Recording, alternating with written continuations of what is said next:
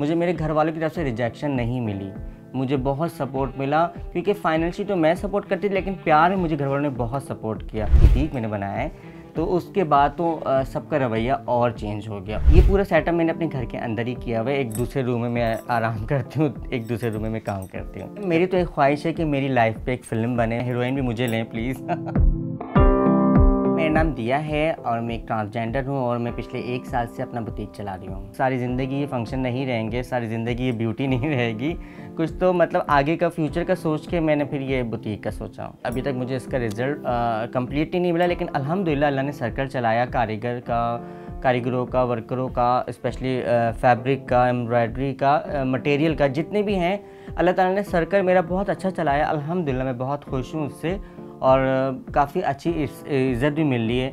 लेकिन वो जो कहते हैं ना माशरा, बस माशरा ही हमें बता देता है कि हम एक ख्वाजा से रहें।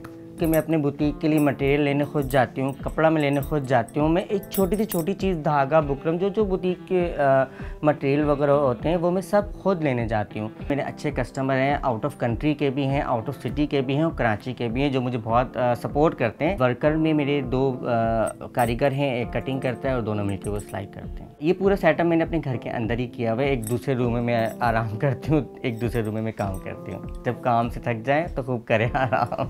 मुझे मेरे घर वालों की तरफ से रिजेक्शन नहीं मिली, मुझे बहुत सपोर्ट मिला क्योंकि फाइनेंशियली तो मैं सपोर्ट करती थी, लेकिन प्यार में मुझे घर वालों ने बहुत सपोर्ट किया। तो ये बुटीक मैंने बनाया है तो उसके बाद तो सबका रवैया और चेंज हो गया और मोहब्बत बढ़ गई। सारी दुआएं मेरी अम्मी की मेरे लिए ही हैं। मेरी अम्मी तो मुझसे बहुत खुश हैं, मेरी बहनें भी बहुत खुश हैं क्योंकि हम फैमिली में 2 बहनें और मैं एक ही हूँ। मुश्किलात तो जब से मैंने होश संभाला ना उस वक्त से मैं देख ही रही हूँ। घर वालों को गुर्बत में ही देखा था, तो मैं जब बड़ी हुई ना, जब मैं एक फील्ड में आई तो मैं आपको बताऊँ कि मैंने नालों के ऊपर भी डांस किया है।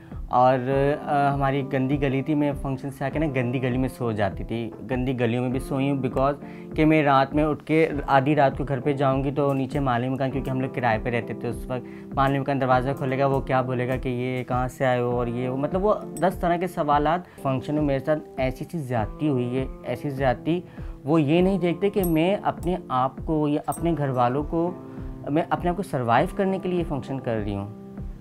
मुझे अगर ये कहते हैं ना इनको शौक़ है, इनके ये बने इसीलिए हैं, वो लोग मतलब उनकी नज़र में ये हैं, तो यहाँ तक कि मुझे उठा के भी ले गए थे फंक्शन से। 2 बार मेरे साथ ज़्यादती हुई है। जब मैं काम सीख रही तो उस वक्त तो मैं ट्रांसजेंडर नहीं थी, मैं तो एक लड़का थी, लेकिन वहाँ पे कितनी मुश्किलात आई, वहाँ लोगों के रवैये कैसे थे। वो मतलब मेरे चलने के अंदाज से मेरा मजाक उड़ाते थे, मेरे बैठने के अंदाज से, मेरे काम करने के अंदाज से। मुझे गाना लगा के मुझे कहते थे डांस करो। मैं तो उस वक्त, मुझे तो पता भी नहीं था कि मैं बड़ी होकर ट्रांसजेंडर बन जाऊँगी। अल्लाह ताला दे के भी आजमाता है और छीन के भी आजमाता है। अगर मुझे मेरी फैमिली के अंदर भेजा तो वो उसकी क्या मसलियत थी वो अल्लाह ताला ही जानते हैं। अगर मैं ऐसी हूँ तो ये मेरा कसूर नहीं है, मुझे अल्लाह ने भेजा ही ऐसे है।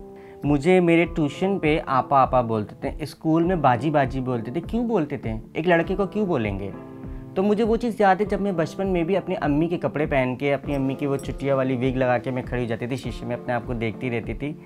तो मैं ये कहती हूँ कि मैं बचपन से ही ऐसी हूँ, ये रास्ता मैंने इख्तियार नहीं करा। मेरी तो एक ख्वाहिश है कि मेरी लाइफ पे एक फ़िल्म बने। मैं डायरेक्टर ढूंढ रही हूँ, कोई मेरी लाइफ पे फ़िल्म बनाए और मैं उसमें अपनी लाइफ का जो बुरे हैं और जो अच्छे हैं सारे किस्से मैं उनको राइटर को बताऊँगी, फिर वो उस पर फ़िल्म बनाए। हीरोइन भी मुझे लें प्लीज़।